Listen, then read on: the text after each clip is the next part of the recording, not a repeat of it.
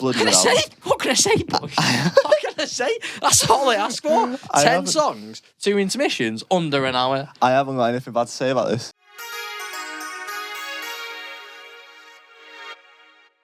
Boom, Stereotypical Ranked is back. Hello, ladies and gentlemen, and welcome to Stereotypical Ranked, the show where we take a look at some of our favourite artists and rank their back catalogue worst to best. My name is Liam McGrath. I am, as always, joined by Mr. Jack O'Neill. How do? Today, looking at a band that I was particularly a fan of in my youth.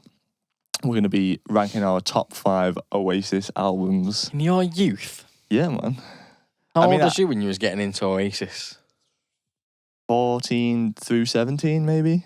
14 through 17. I know I'm only 23 now, so I'm technically sort of still in my youth. What was you in? What do you mean? What was you in? What was I in? What was you? No, not what was you physically in that. What was you into Oasis? Do you know what I mean? Oh, what got me into Oasis? Yeah, pretty much, yeah. Oh, right. I don't know. I was just a little indie bastard, wasn't I? Like, it's probably just... See, this is... Yeah, you was. Well, yeah, I was. Also, well, actually, I maybe knew about them from when I was a kid because I'd probably learn Oasis songs on guitar when I was a kid. That's what I was thinking. My dad was into them a bit. My guitar teacher liked them and that. And the guitar. Yeah, that's probably how I got into them. As I was listening to the Oasis discography, yeah, I was struggling to find... Because I always imagined Oasis being like self-proclaimed rock and roll, right? Yeah. They are sort of self-proclaimed rock and roll. But it doesn't sound very rock and roll. What do you mean? Like, apart from like heavy guitars, yeah, I can't see the rock and roll in it. What do you mean? It's not rock and roll as in like what rock and roll was in the early days, like the 50s and 60s and stuff. Not like proper like bluesy rock and roll, but it's, I mean, I guess the attitude of it is rock and roll. It's sort of the don't give a fuck attitude. Yeah, the don't give a fuck sort of punk ballsy attitude, and the loudness of it and the sort of rawness of it is kind of rock and roll, I guess. Yeah, that's more of like a vibe though than the music, you know what I mean? Yeah. Like the music is very rock and roll. Well, I don't know, this that's is why when but... I'm listening to Liam Gallagher singing this high pitched mad voice, right? And then I think of his tweets. I'm like, I don't understand the correlation. L to the fucking G. That's a whole other dichotomy that we could get into. How would you classify yourself in terms of Oasis? Like a casual listener? Not even that. Not even that, no, really? I don't listen to Oasis. No, not even the big tunes. Like, I listen, like, they're on when, the cheesy songs, aren't they, really? It's most of, like, the big ones. I'd say they're pretty cheesy. So, like, when they're on in, like, a certain time of the night in certain venues and certain situations that everyone knows the words of these, following Mr. Brightside-esque Oasis. Yeah. Apart from that, I'd say probably through you, I started listening to a little bit of Oasis. Yeah. I can remember telling you that I've heard Live Forever, which is probably about 5 years ago, really. So, very late. All of this stuff I probably listened to for the first time. Sometimes listen to some songs, I was like, oh shit, this is Oasis. Yeah. But yeah, man. Did I have a great time? Not necessarily. I mean, this is what I'm gonna get onto. Like I like I say, I was into him when I was a kid, right? Before I knew any better. I don't really know. There was stuff that I went back and listened to that I was like, oh, I remember this being a lot better when I was younger. Yeah. And not to say that they're like a bad band by any means, you know what I mean? But then they definitely have the cultural relevancy. But I feel like this is going to be an interesting episode because neither of us are particularly like bang into them. You know what I mean? We've had to go back and listen to stuff. This is the first time where we've had to listen to albums and like I've not already known what is going on. Do you know what I mean? Yeah. Coldplay, I know it all. Yeah. Kanye, I know it all. 1975, we know it all. Well. Yeah. So I didn't have to listen as deeply.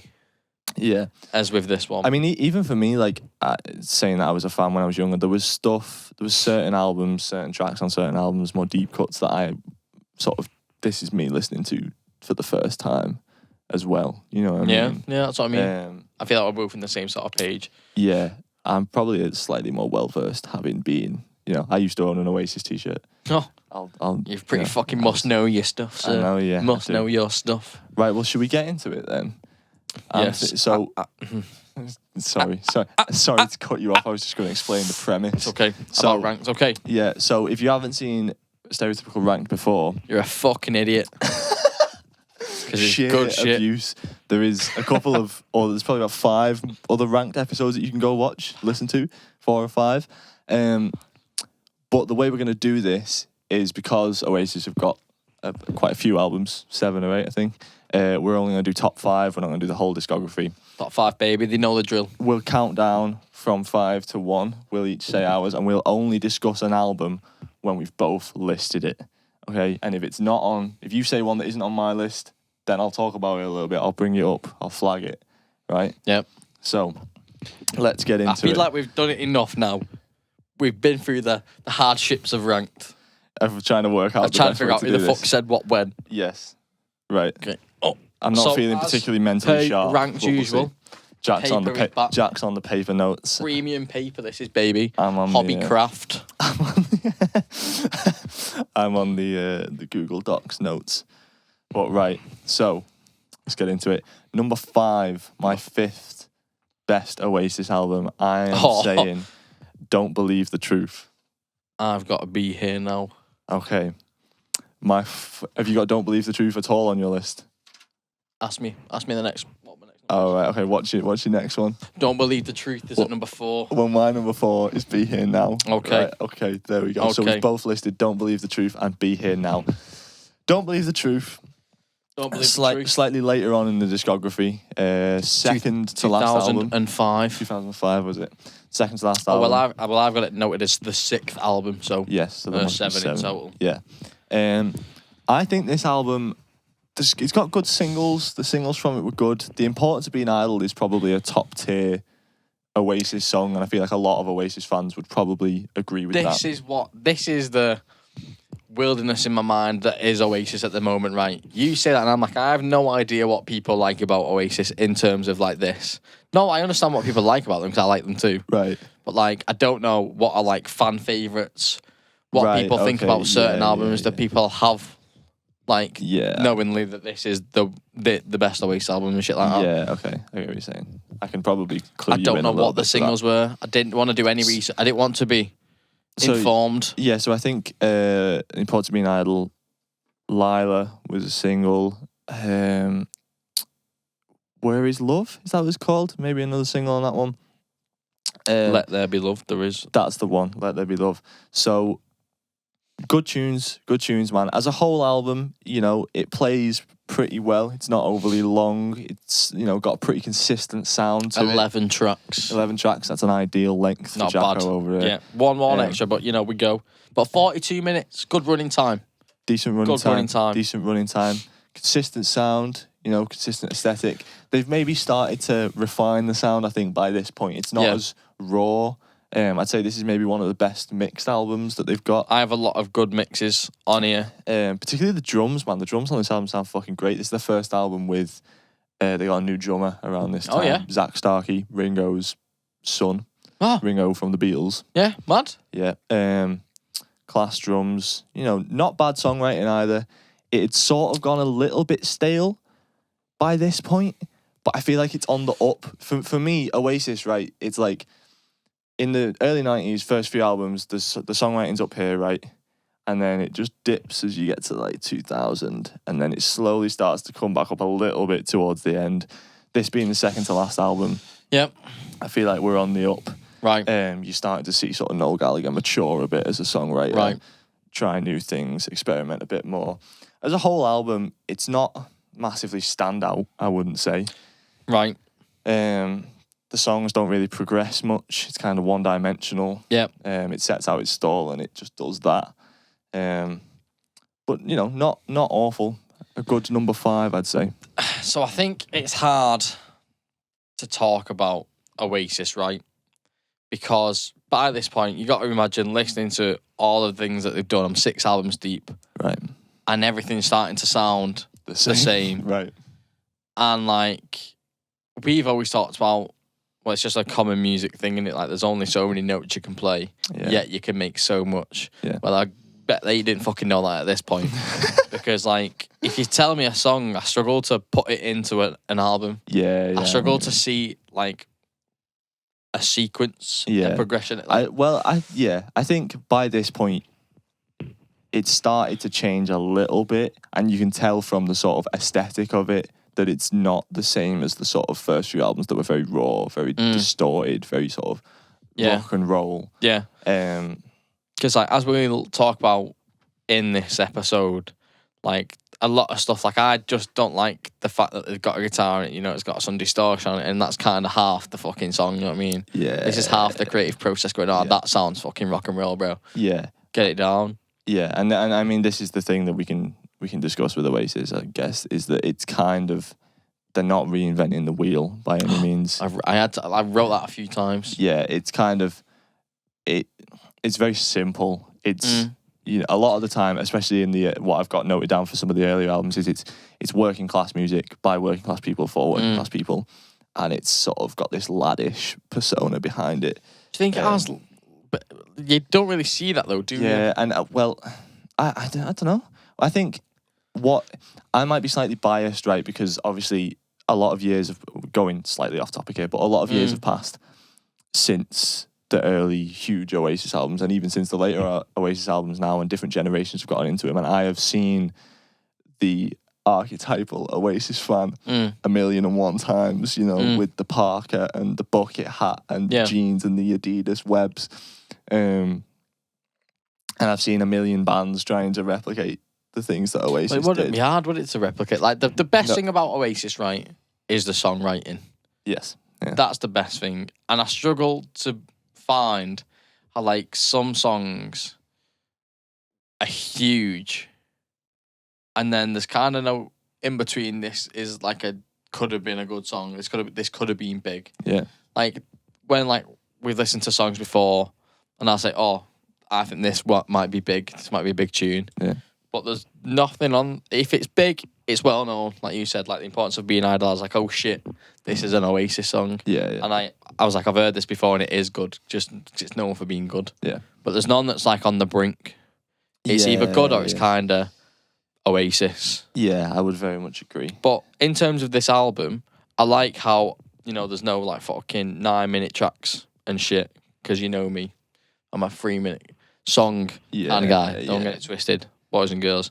But this is like 5-minute caps, but it's just got very like lovey and talking about like girl, not like girls as in like The Weeknd talks about girls as in like, oh, I'm gonna chase that girl and I'm gonna be so happy. What do you mean? That's what I was getting from the songs. Do you know what I mean? Like, the lyrics aren't great. I would say that by this point in the career, Noel Gallagher's lyrics are starting to have started to develop and become a bit less like a bit less gobbledygook and a bit less straightforward. He moves more into talking metaphors a lot. But I don't know. That's maybe by that's this my point. I don't of know. By this point, I've got kind of. I don't know what I'm listening for, and focus towards the music more than the writing. Did you listen to them in order? Yes. Like chronologically from start to finish? Yeah. Oh, right, okay, that's interesting. Because Did you not? Well, I guess you'd heard them before. Yeah, because I'd heard a lot of them before. So I sort of I did the ones that I hadn't heard as much, and then went back and listened to the ones that I would have considered my favourite. This maybe, I don't know, having heard the singles off this, I thought the album was going to be better as a whole than it was. I thought it would probably end up further up my list, but I don't know, it's not bad, it's fine. It's fine. This one to me, fine listen. Jumped at the end. This one was going to be 5th. Right. For me, and then as I was, doing the markings as I rate them, and all that sort of gobbledygook as you just said, it jumped. Yeah. It jumped up one.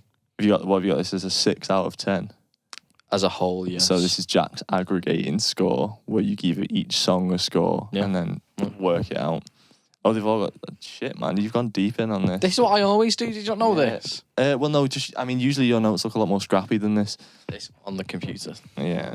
I have developed Microsoft Word since the last episode. Should we go on to Be Here Now? Your number 5 and my number 4. Yes. The third album. The third album. From what I know, album. I didn't. Like I said, do much research. I didn't want to be influenced by what was supposedly popular. Yeah. supposedly. Yeah, supposedly. Doesn't matter. People don't fucking understand me anyway. Subtitles are needed. Apparently, was like a big one. Well, was it like the trajectory of Oasis kind of went. The first album was big. The second album was huge. Everyone was fucking waiting for this. Yeah. And it was kind of seen as a bit of a disappointment at the time. Oh, right, okay. It still sold massively and the gigs were fucking crazy and huge and it was the peak of Oasis. But I don't think, like... And there are a lot of fans who love this album and I definitely think it has good qualities about it, despite the fact that it's fucking bonkers. But it was seen as a bit of a flop at the time. It still sold millions. Well, it being fourth in yours, am I right? Yeah. Like it is a bit of a flop for me personally as well. What are you thinking? Like even on the, do you know what I mean? First song, like it starts like some mad beeping sound. Yeah. And I'm like, what the fuck's going on, bro? Yeah. Like, well, is that meant to be like crazy for the time? I don't know. Something that you should probably bear in mind about this album is that it was they'd just come off the back of their then biggest, probably still biggest album, being Morning Glory, and they were the biggest band in the world. And you can take that two ways, and the way that they took it was to be absolutely fucking mental and just do a load of coke and be pissed all the time. So I feel like this album definitely reflects that. Right. One of the things, my first note is absolute glorious cocaine-fueled chaos. And you can hear it in the songs, man. There's a lot of wild shit going on. There's a lot of like 7-minute long songs full of gobbledygook again. But I don't think that's... I don't know why I have a soft spot for it. There was nothing positive about what you've just said at all. So you can 180 I don't, that right, shit. okay, I don't know why I have a soft spot for this album, but I just think that it does something very well. It sets out its stall. It goes, this is going to be weird and crazy and all over the place. And it does that. You know what I mean? I love how ballsy, do you know what I mean, is. I love how ballsy My Big Mouth is. I love how crazy some of the tunes are. What do you mean by ballsy, though? I don't think they're that ballsy.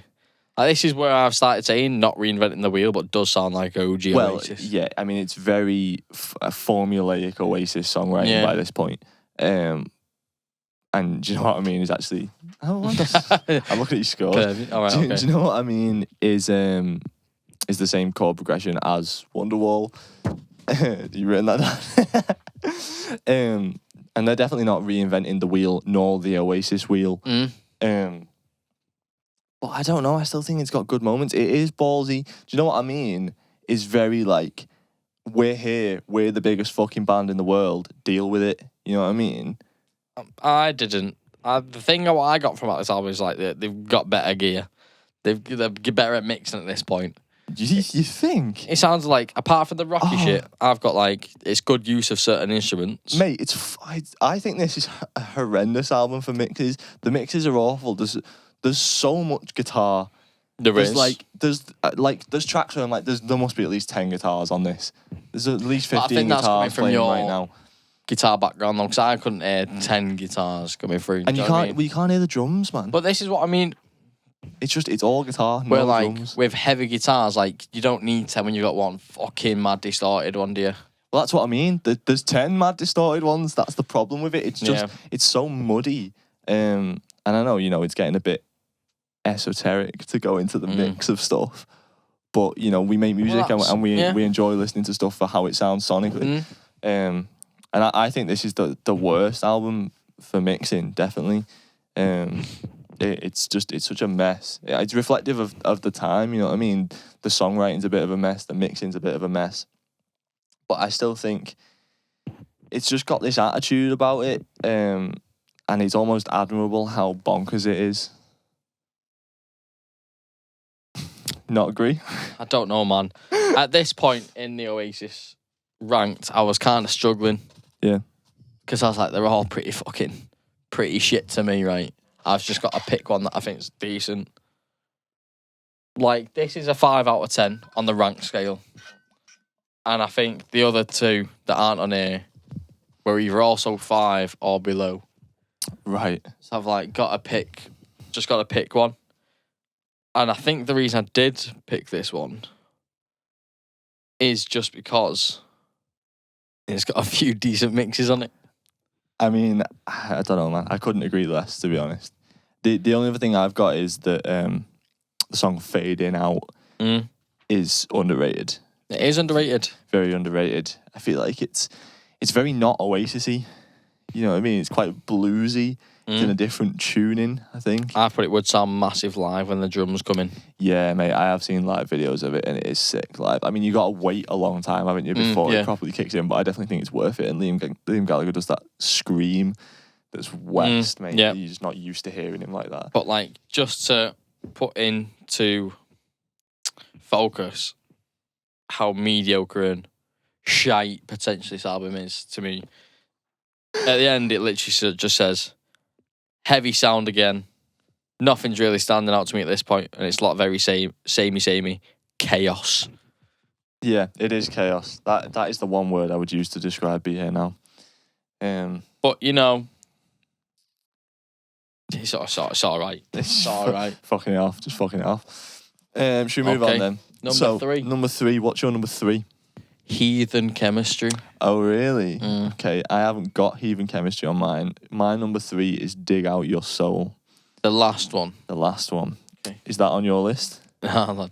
All right, well, we should probably touch on these two a little bit, considering that, you know, we've not listed each other's. So, talk to me about Heathen Chemistry, man. Heathen Chemistry for me, 6 out of 10. We finally fucking gone up a notch. Right. And we're third. 2002, the 5th album, just before the 6th album, which I had 4th.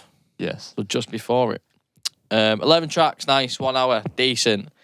The Hindu Times it starts with. Yeah. I like it. I like a good concept. I do like that song. You know as well, what I mean? to be You know what I fair. mean? I like, it's got a little leitmotif that comes back later in the album. Yeah. I like it. Again, I've put the mixes sounding better. Yeah. The low end is a bit better. It's getting a bit catchier. You think? Yeah, as an album. Stop Crying Your Heart Out. Classic. Absolute Oasis classic. And then from there downwards, Yeah. I think I was getting impressed until the end when he had that. Well, it's classed as 38 minutes, that track, because it's got like a fucking Oh, it was a secret track. secret track at the end. Yeah. But apart from that, I think it just got better and better as it goes on. So you got Songbird, Little by Little, All in My Mind. Yeah, I think that this might have been another one for me where it's similar to Don't Believe the Truth, where the singles are good. You know, those songs you've just listed, good. Songbird's pretty good. Little by Little, top tier Oasis song, I'd say. That's the one It's that's a been in my really, head really great song. constantly since doing this Oasis Yeah, ranked. really great song. And, you know, Stop Crying Your Heart Out, again, amazing. But it was just the stuff in between that really let it down for me. To be 9 honest. out of 10, Stop Crying Your Heart Out, I give it. Yeah, no, I would But agree. it sounds like a Robbie Williams song. It does, and I actually saw something once where Noel Gallagher was joking about how Robbie Williams based a lot of his sound on All Around the World off Be Here Now, because it does very much have that sound. But I see what you mean. I would agree. I would more say that Robbie Williams sounds like this than the other way around. Well, yeah, in terms of like, I don't know, what came out earlier, Yeah, you'd have to say that. But all in all, I enjoyed this album, and I can't say that about most others okay. in this Oasis ranked episode. You know, I could be chatting pure shit, me. I don't know. I don't know what the Oasis people are into. Yeah, I think that might be. People would probably agree with you more than agreeing with me putting Dig Out Your Soul this high on the list. I'm just gonna start off by saying I listened to it once and I was like, "Fucking not for me." This. Really? Yeah, I was like, "There's that." I felt like this is not even. I've always quite rated it, to be honest. Like, Debatable. this is one of the ones that I liked back in the day. But have you got when it came out by any chance? It's got to be it's post 2005, hasn't it? It's the last album. I think it was 2007. Okay. 2008. Did they know it was like this is kind of feel like it's going to be it? Or No, because they split up while on tour. They had a Barney and just kicked off. And that was it. Yeah, well, I think it was the latest on a big string of 20 yeah. years worth of kickoffs. True, very true, sir. So for this album, Dig Out Your Soul, I think it's by far the best sounding Oasis album in terms of the mix. It's the most modern. It sounds the best. The production is stepped up a little bit. I think there's maturity in the songwriting. It'd be hard not to, though, wouldn't it? No, I know. I get what you mean. They are getting on a bit by this point, and they're starting to change stuff up a bit. More interesting production. It sort of foreshadows some of Noel Gallagher's early solo work, which I'm a fan of. Swampy, dusty, bluesy, and at times dark. Is that your summation? That's my summation. Yeah, it changes up the style a little bit. It keeps it interesting. And I think Falling Down is one of the best Oasis tunes, and that was one of the lead singles off this album. Best tunes ever? One of the best songs Oasis. ever, or best Oasis songs ever? No, best Oasis songs. I definitely put it up there, although I'm pretty sure a lot of people wouldn't agree with me. Okay, so number 2. Number 2. What have you got for your number 2 Oasis album? So I'm just gonna put it out there, right? Yeah. I've got the first and second album in one of the first and second spots. As have I. As I think most people everyone would do. Yes. Like, going into it, I was like, I know the titles of these 2 albums. Yeah. But I don't know what's on them. Yeah. So I assume everyone would agree that these 2 are the best. Yeah. But second, in second place, we have Definitely Maybe. I also have Definitely Maybe in second place. Second place, baby. Okay. An absolute classic of an album. The first one, the debut. The debut. What a fucking album to release as a fucking debut. Yeah, to kick off this your career. This is ridiculous. It's crazy, isn't it? They come out the gates rocking and rolling. They peaked. Like I say, it's an absolute classic. It's ballsy rock and roll from the working class for the working class. Not gonna lie, not as good as I remember it.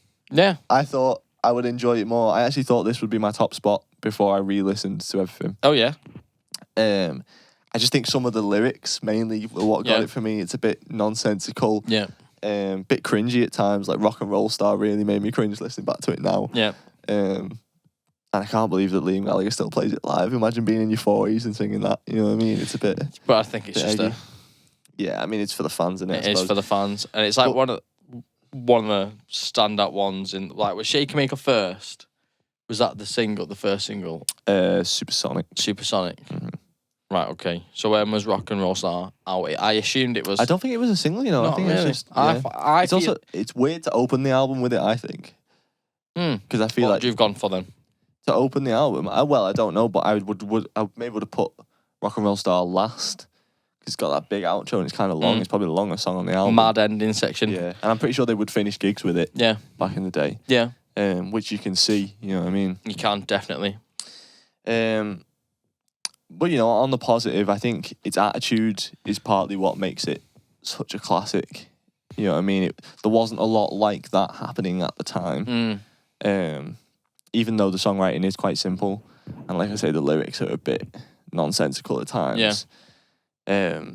I don't know, it flip-flops majorly for me between songs that are sort of a bit more meaningful, like Live Forever, that I can understand why they have become the classics that people will sing with their whole chest at a festival, you know what I mean? Yeah. Stuff like that, and stuff like Digsy's Dinner and Shaker Maker and like just ridiculous songs that I'm kind of like, I mean, I guess this is okay. I just thought Digsy's Dinner is just someone's like fucking Liam Gallagher writing. No, and they fucking put it on. I'm pretty sure it was no, but it was just a joke. Yeah, I just thought, is this a piss take? Decent runtime though. That's what I put at 2 minutes 31. But like, I just think, imagine being like pre-Oasis, like just having this written down. Do you know what I mean? Yeah. Knowing that you've got this tune. Yeah. Not thinking, oh, it's decent, but not knowing how fucking mad it is. Yeah, and I see to a degree why. I see why when it came out, it hit people of a certain age, and I feel like there was a need for this kind of music and these songs at the time. And like I say, the sort of the rock and roll bangerness of it is admirable. You know, Cigarettes and Alcohol, Bring It On Down, Live Forever. Yep. Huge songs. This is one of the albums where, you know what I said before, like they were either good tunes or the shite. Yeah. This is one where like even the weaker songs I feel were good. Yeah. Like Columbia, Yes. I've got as underrated.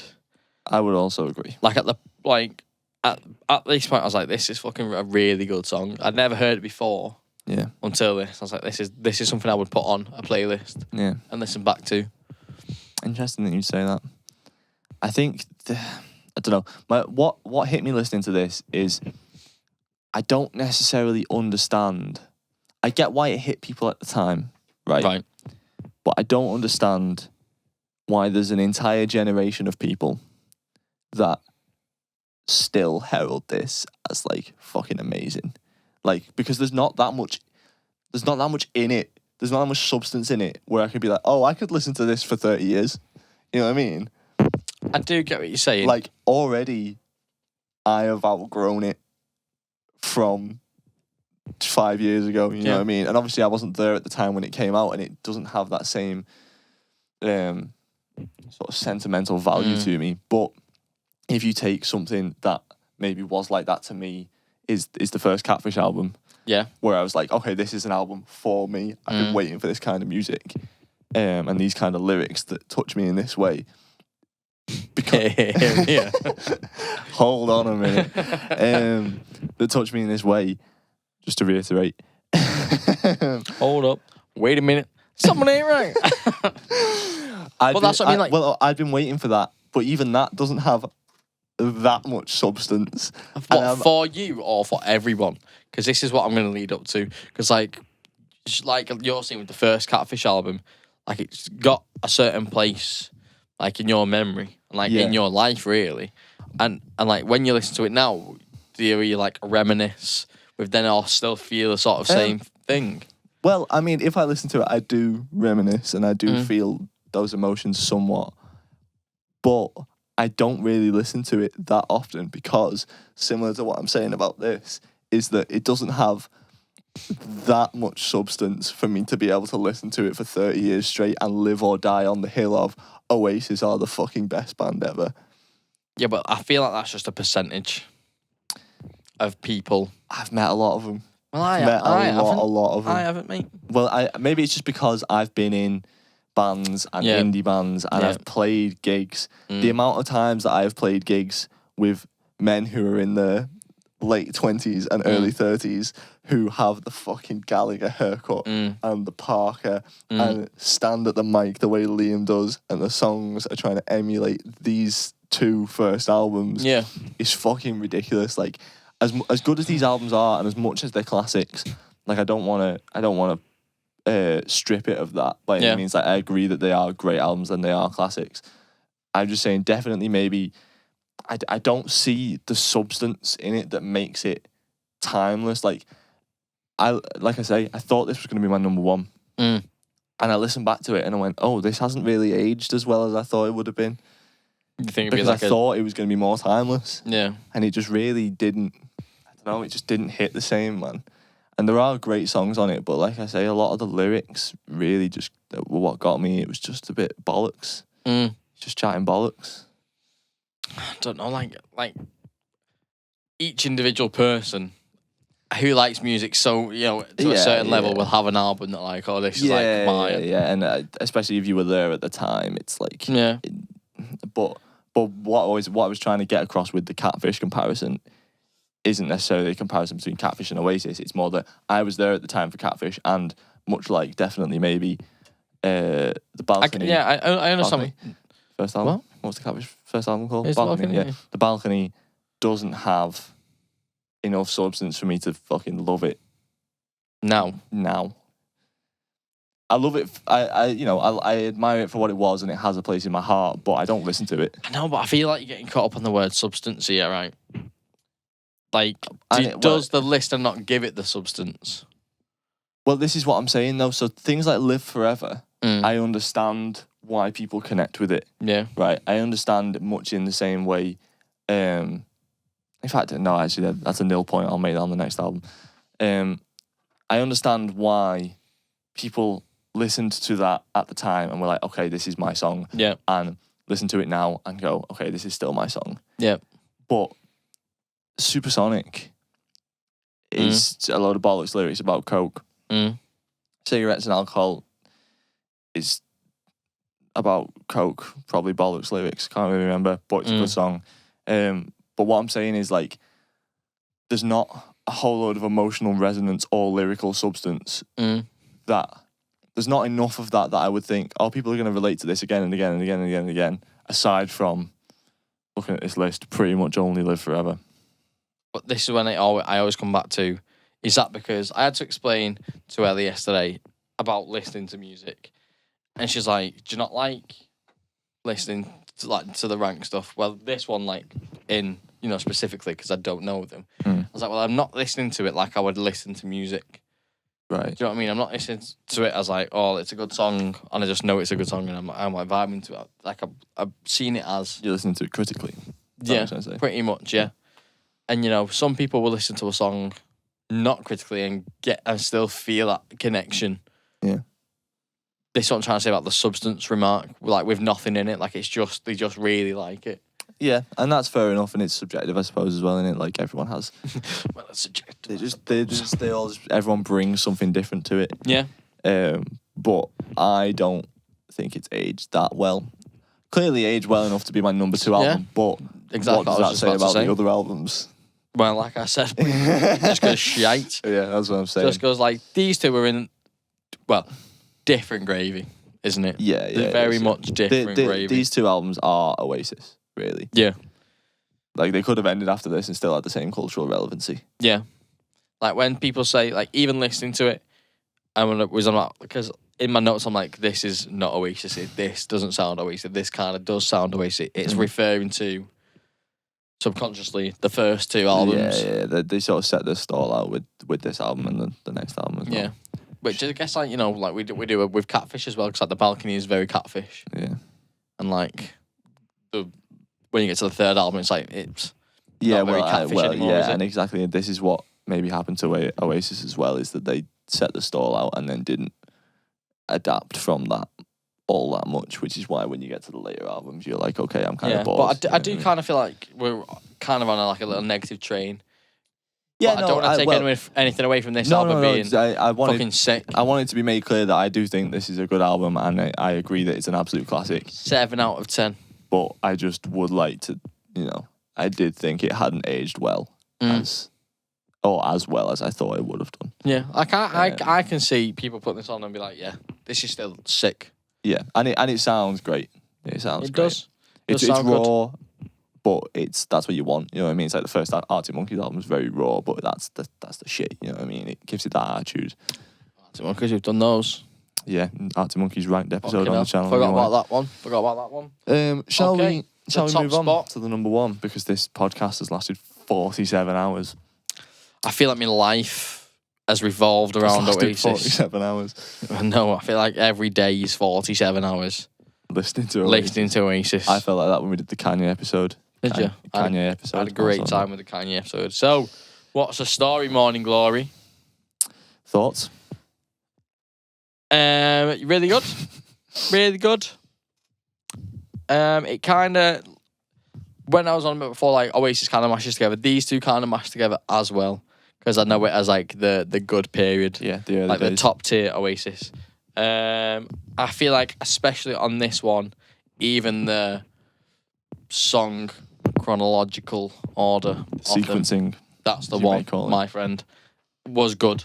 Like, I feel like they kind of, and they've got like, the little swamp song thing, like the intermissions on it. Yeah. I just feel like it's just gone up a notch. Do you know what I mean? Yeah, definitely. That's what I thought. Like, it's more mature than the debut. They've took everything good from the debut and we've said it before. What makes a great sophomore album is taking what's good about the debut and expanding on it. We said it in the 1975 episode. You know what I mean? They definitely took the sound from the first one and expanded on that universe in the second one. It's much a similar case with Oasis. Indeed, sir. I think it's more mature.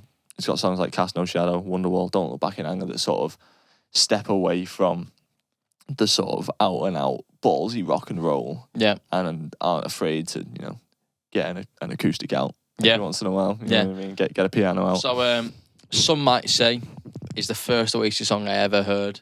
Right, okay. Like that you're in. That was my in. Yeah. And I remember that being really good.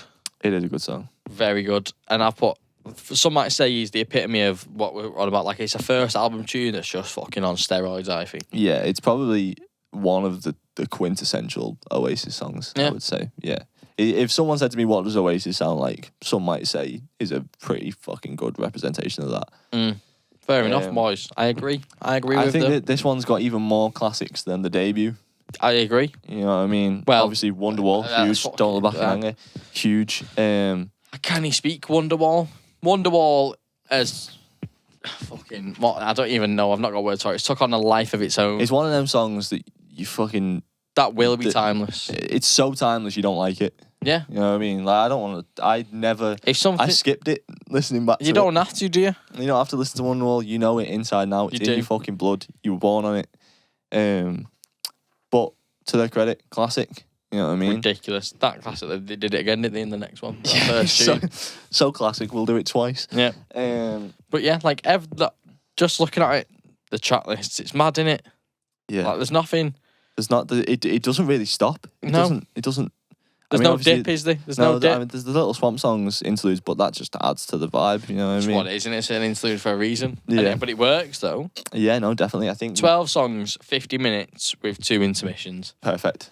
A bloody What can I say? What can I say, boys? What can I say? That's all I ask for. 10 songs, 2 intermissions, under an hour. I haven't got anything bad to say about this. I have not got anything bad to say about it. Let me have a let's have a look. It reminds me of being a kid. I loved it as a kid, and I love it now. You know what I mean? I think Morning Glory as a song. What is the cover for Morning Glory? What the album cover looks like? Is it the street one? Yeah, with the guy walking away. Yeah. Even that in itself, innit? Like, I see that a lot in terms of Oasis. Yeah, iconic. And that's what sticks in my head from listening to it as a kid. You know what I mean? I'm just trying to find what I had down as the fucking the worst one. Hey Now, apparently. Yeah, no, I would agree. Just because I put heavy guitars, and let's have a look. It just kind of goes back to the first. That's our first album vibe, innit? Yeah. But I think it's got good balance of like the ballsiness, i.e., like Morning Glory, Hello, Roll With It. Yeah. The sort of rock and rollness, but it's got those like slightly softer, more pop, laid back, emotional, melodic moments. Melodic is one thing that like going through them like just appealed more to me. Like the first one, like I said, is a bit rock and rolly in it. Yeah, and that one does it, and this one just sounds more thought out and processed. Yeah, I think the mix still isn't amazing. It's quite rough around the edges, and the drums are a bit quiet. But you know, I'm not going to hold that against it. It's still a fucking great album. They've started using different instruments now, haven't they, on this one? Yeah, they've expanded a bit. Your fucking strings and like mellotrons and that sort of shit. Yeah, man. Which again will just improve your tunes, and the writing's still as good as ever on this. So yeah, like maybe the best. The best. Maybe the best that he's done. Does Liam write? Does he these days? Well, he started writing. What album's Little James on? Might be Heathen. Songbirds, Heathen Chemistry. So he wrote one for the album before that, and then he wrote one on Heathen Chemistry, and then he started to write a little bit more as it went along. Okay. I'm Out of Time, Off Dig Out Your Soul, I think is another Liam one, and then now he writes a bit as well, but he still gets other people to write for him. With him. Post Oasis, right? Yeah. Because like obviously, I feel like you know about this sort of stuff. What would you say has happened? Is there one of them that's done like a little bit better? Well, because this is what I mean, right? Noel, obviously, like being the songwriter, you'd assume would do better post Oasis, but Liam's the kind of vibe the in it. Face. Yeah.